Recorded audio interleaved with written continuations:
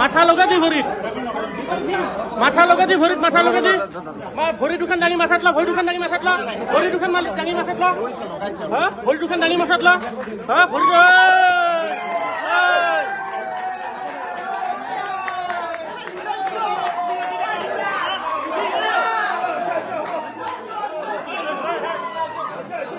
বাৰে বাৰে স্বীকাৰ কৰিছো আপোনালোকে স্বীকাৰ কৰিছো এখনে আপোনালোকে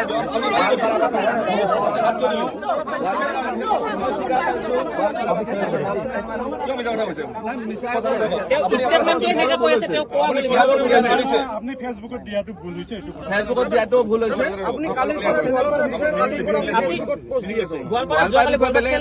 মই কৈছো কি সেইটো মৰমত কোৱা হয় অভিমান থাকে যিহেতু মোৰ মামাৰ ঘৰ হয় অভিমান এটা থাকে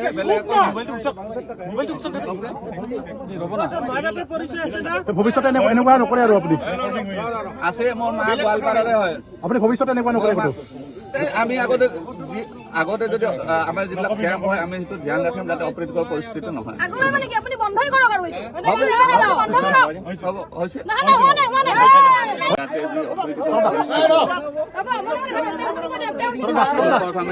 অপ্ৰীতিকৰ পৰিস্থিতি তাত আমাৰ ভুল হৈছে আৰু বিনা চৰ্তে প্ৰথমে মই আপোনালোকক সকলো মাফ খুজিলো আৰু মোৰ ষ্টাফখিনিয়ে যিখিনি অবাঞ্ছিত পৰিস্থিতিৰ সৃষ্টি কৰিলে মাৰপিটৰ নিচিনা ঘটনা ইয়াতে এটা হ'ল তাৰ কাৰণে মই মাফ খুজিছো আৰু ইয়াতে এজন ব্যক্তিয়ে আমাক ঔষধটো বটলত দিয়াৰ কথা কৈছিলে তাৰপিছত আমাৰ ষ্টাফৰ নিদিওঁ বুলি ক'লে তেনেকৈ কিবা অলপ কথা বাঢ়ি গ'ল মই মাজত আহিলো মই মাজত অহাৰ পিছত মোক অলপ ঠেলা হিচাপে আমাৰ ষ্টাফখিনি আগুৱাই আহি তেওঁলোকে অলপ কাজিয়া পেচাল কৰিলে আৰু এইটো বহুত লজ্জাজনক বিষয় হৈছে কোনো আমি যেতিয়া যিহেতু এটা ৰাইজৰ কাম কৰিবলৈ ওলাই আহিছিলো তেনেকুৱা এটা কাম হ'ব নালাগে তো হৈয়ে গ'ল আমাৰ ভুল বুলি মানি লৈ সকলো ৰাইজ ইয়াতে গোৱালপাৰাবাসী ৰাইজৰ আগত আমি মাফ খুজিছো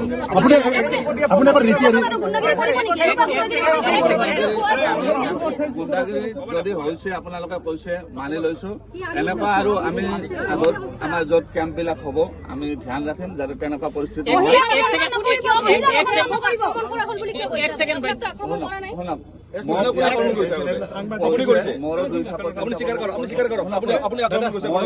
কৈছো মোৰো ভুল হৈছে তাতে কাৰণ এই যিখন কাজিয়া হ'ল মই চম্ভালিব নোৱাৰিলো সেইকাৰণে মোকো তুলিছে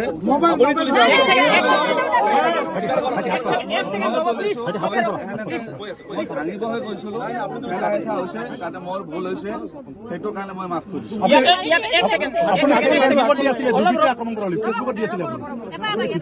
ফেচবুকত আমি এজন মানুহৰ কাৰণে এইটো কৰা নাই আৰু ফেচবুকত এইটো গোৱালপাৰাখন মোৰ নিজৰে ঠাই হয় আপোনালোকে বেলেগৰ বুলি নাভাবিব মই কৰ্কহীৰ হয় বেছি দূৰত নহয় আপোনালোকে জানে বহুতে গতিকে এইখনো মোৰে জেগা হয় ইয়াতে কোনো সন্দেহ নাই তাতে তেওঁ এজন মানুহে ক'লে আমি লোকেল হয় মই ক'লো আমিও লোকেল হয় আমি ইয়াতে কৰ্কহীৰে মানুহ হয় তাতে বেলেগ একো হেৰি নাই আৰু তাতে যিবোৰ দোষ হৈছে আমাৰ টিমটোৰ যি দোষ হৈছে তাৰ কাৰণে আমি মাফ খুজিছো বাউন্সাৰ নহয় তেওঁ বাউন্সাৰ নহয় তেওঁ ষ্টাফ হয় আমাৰ তেওঁ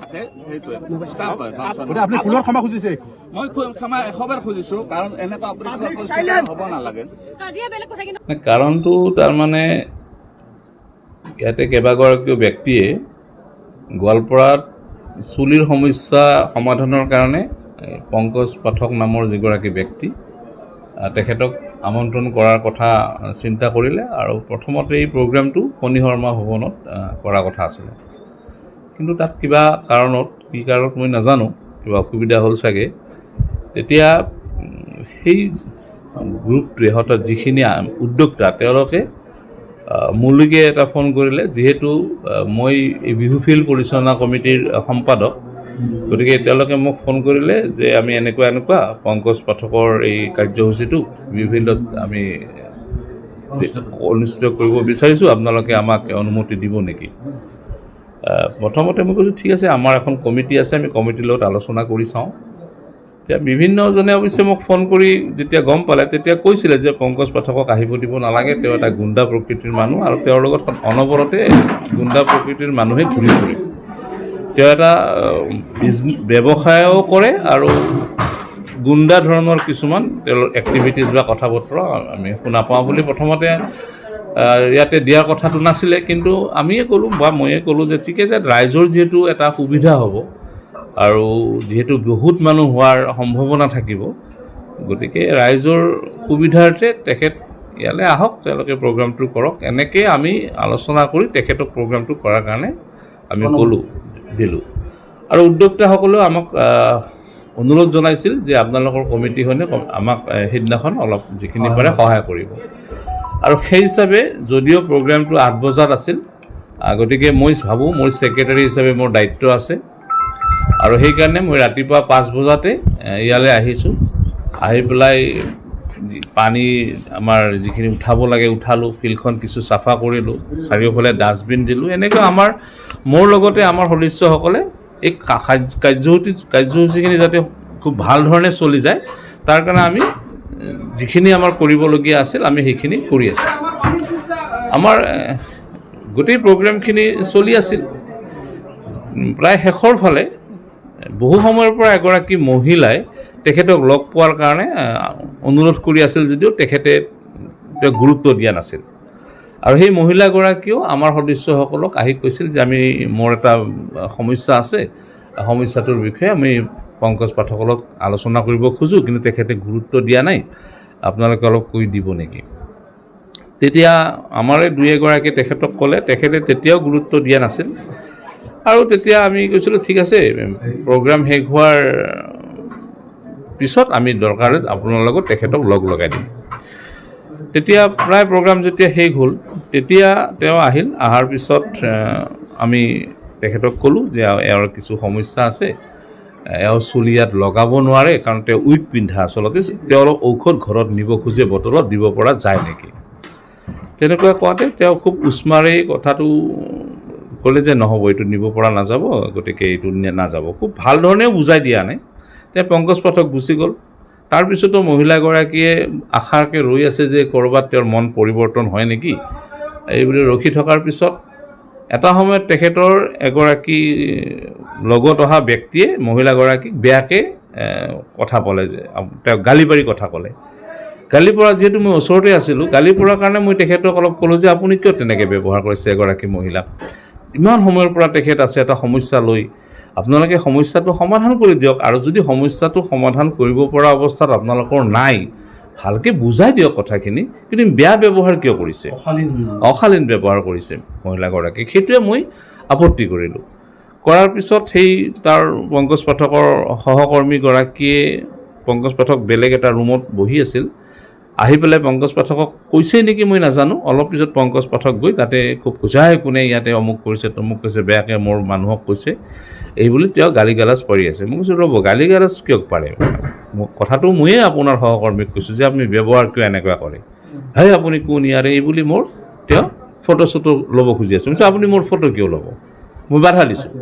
বাধা দিওঁতে তেওঁ এতিয়াক ধৰ বুলি কৈ তেওঁ প্ৰথমতে মোক মাৰ ধৰ কৰি লঠিয়ালে, ঘুচিয়ালে। তাৰপিছত তেওঁৰ লগৰ যি 8-10জন সহকৰ্মী আছিল, তেওঁলোকে একেলগে মোক আক্ৰমণ কৰিলে, কৰি পেলাই এই মোৰ যিটো আজি এইটো অৱস্থা কৰিলে, ঘুচিয়াইছে, পেটত লঠিয়াইছে, বগৰাই মোক মাৰিছে। এই কথাটো গতিকে চলা ফালিছে, আপোনালোকে দেখিছে, গোটেই তেজ ওলাই পৰিছে।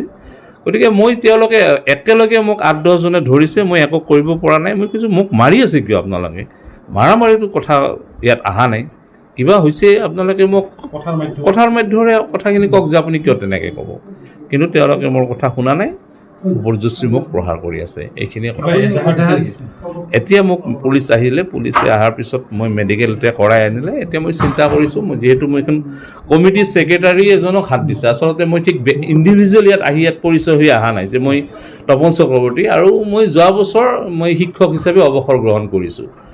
গতিকে মই আমাৰ লগৰখিনিৰ লগত কথা পাতোঁ। মই ব্যক্তিগতভাৱে FIR এখন দিয়াৰ কথা মই অৱশ্যে চিন্তা কৰিছোঁ। তথাপিতো মোৰ যিহেতু এখন কমিটি আছে, আমাৰ নিউ গোৱালপাৰা ৰঙালী বিহু সন্মিলনীৰো মই সাধাৰণ সম্পাদক, গতিকে মোৰ লগৰখিনিক বা আমিতিখিনিক মই আলোচনা কৰি পেলাই এখন FIR দিয়াৰ কথাটো পৰা যায় নেকি মই চিন্তা কৰিম। কিন্তু আপুনি তেখেতৰ ইতিহাসটো চাব তেখেত কেনেধৰণৰ মানুহ, তেওঁৰ ব্যৱহাৰ কেনেকুৱা, তেওঁৰ ইতিহাসটো চাব, তেওঁ জেলত যোৱা মানুহ। এই গতিকে তেওঁৰ যিটো আগৰ যিটো তেওঁৰ ইতিহাস, সেই ইতিহাসে কিন্তু তেওঁক এগৰাকী ভাল মানুহ বুলি নকয়। গতিকে আমি প্ৰথমতে জানো যদিও তেখেতক আমি ৰাইজৰ সেৱা যিহেতু কৰি থকা বুলি ভাবিছোঁ, সেইকাৰণেহে অনুমতি দিছে। আৰু তেখেতে নিশ্চয় তেওঁৰ পক্ষত কথাটো ক'ব। আৰু মই যিখিনি কথা ক'লোঁ, এই কথাখিনিও আপোনালোকে দৰকাৰ হ'লে বিশ্বাস কৰিব নালাগে। তাত যথেষ্ট মিছাৰ আশ্ৰয় লৈছে। বহুত মানুহ আছিলে দৰ্শক বা মানে ৰোগী হিচাপে যিখিনি মানুহ আহিছিলে, তেওঁলোকক কথাটো আপোনালোকে সোধক, তেওঁলোকেই কথাটো ক'ব, তেওঁলোকে প্ৰত্যক্ষদৰ্শী। পাঠকৰ যিটো অনুষ্ঠান আছিলে বিহু ফিল্ডত বহুত শান্তিপূৰ্ণভাৱে হৈ আছিলে। লগতে আমাৰ বিহু ফিল্ড যিখন পৰিচালনা কমিটি আছিল, কমিটিৰ সহযোগত আজি ধুনীয়াকৈ হৈ আছিল। কিন্তু শেষত হ'ল কি, এজন মাইকী মানুহ প্ৰথমৰ পৰাই বিচাৰি আছিল, তেওঁ উইক পিন্ধি আছিল। তেওঁ কৈছিল যে মোৰ উইকটো খোলা অসুবিধা হয়, মোক অলপমান ঔষধ দি দিব নেকি। পংকজ পাঠকে কৈছে অলপ ৰ'ব। তেওঁ এনেকৈ শেষলৈকে ৰৈ আছে। লাষ্টত তেওঁ বিচাৰি থাকোঁতে এজনে কৈছে ৰ'ব আমি দিব নোৱাৰিম। এনেকৈ কওঁতে আমাৰ সম্পাদক তপন চক্ৰৱৰ্তীয়ে ক'লে বোলে নহয়, তেওঁ ইমান সময় ৰৈ আছে কিয় নিদিয়ে। তেতিয়া পংকজ পাঠকে আহি ক'লে হা আপুনি কোন ক'বলৈ। সম্পাদকেও ক'লে নাই আপুনি মানুহজনক কিয় ৰখাইছে, কিয় নিদিলে ঔষধ দিম বুলি কৈ ৰখাই আছে মানুহজন তেতিয়াৰ পৰাই। হা আপুনি কিয় আঙুলি দেখাই কথা ক'ব। তেতিয়া দুইজনে আঙুলি দেখা দেখিকৈ কথা যেতিয়া হৈ আছিল, কিয় ক'ব আৰু। তেতিয়া পংকজ পাঠকে তেওঁ গুণ্ডা বাহিনীক অৰ্ডাৰ দিলে, ধৰ কোনে দাদাগিৰি। তেওঁ বাউন্সাৰ লৈ আহিছে, লৈ আহি কৈছে ধৰ। তাৰপিছত গোটেইবোৰে তেওঁ এজন মানুহকে ধৰিলে তেওঁক।